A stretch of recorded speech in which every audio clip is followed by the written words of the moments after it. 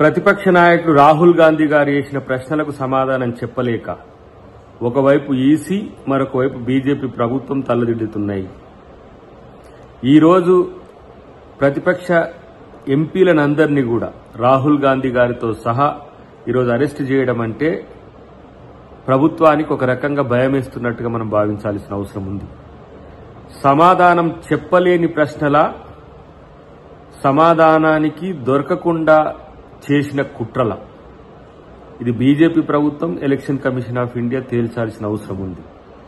2018 ఎన్నికల నుంచి మాలాంటి వాళ్ళం హైకోర్టు సుప్రీంకోర్టుల చుట్టూ తిరుగుతున్నా ఇప్పటి వరకు ఈ రోజు మా రాహుల్ గాంధీ గారు వేస్తున్న ప్రశ్నలు ఆ రోజు మేము గౌరవ కోర్టుల ముందు పెట్టిన ప్రశ్నలు ఒకే విధంగా ఉన్నాయి.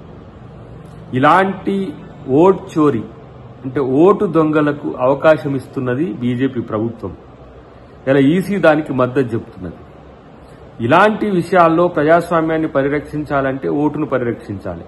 బాబాసాహెబ్ అంబేద్కర్ చెప్పినట్టుగా ఈ ఓటే ప్రజాస్వామ్యాన్ని బతికిస్తున్నది. ఓటరు యొక్క గొంతు నొక్కితే ప్రజాస్వామ్యాన్ని గొంతు నొక్కొచ్చు, నియంతృత్వాన్ని తీసుకురావచ్చని బీజేపీ అనుకుంటే అది పొరపాటే. ఇలాంటి అరెస్ట్లో, ఇలాంటి జైలు భరోలో ఇలాంటివి ఏవి కూడా కాంగ్రెస్ పార్టీకి ఇవేం కొత్త కాదు. కాబట్టి న్యాయం కోరుతున్న రాహుల్ గాంధీ గారి యొక్క ప్రశ్నలకు సమాధానం చెప్పాలనేది మేము డిమాండ్ చేస్తున్నాం. ప్రతిపక్ష నాయకుడు రాహుల్ గాంధీ గారు చేసిన ప్రశ్నలకు సమాధానం చెప్పలేక ఒకవైపు ఈసీ మరొక వైపు బీజేపీ ప్రభుత్వం తలదిద్దుతున్నాయి. ఈరోజు ప్రతిపక్ష ఎంపీలనందరినీ కూడా రాహుల్ గాంధీ గారితో సహా ఈరోజు అరెస్ట్ చేయడం అంటే ప్రభుత్వానికి ఒక రకంగా భయమేస్తున్నట్టుగా మనం భావించాల్సిన అవసరం ఉంది.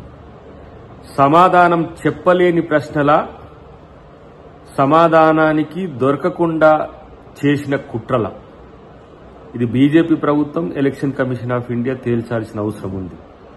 2018 ఎన్నికల నుంచి మాలాంటి వాళ్ళం హైకోర్టు సుప్రీంకోర్టుల చుట్టూ తిరుగుతున్నా ఇప్పటి వరకు ఈ రోజు మా రాహుల్ గాంధీ గారు వేస్తున్న ప్రశ్నలు ఆ రోజు మేము గౌరవ కోర్టుల ముందు పెట్టిన ప్రశ్నలు ఒకే విధంగా ఉన్నాయి.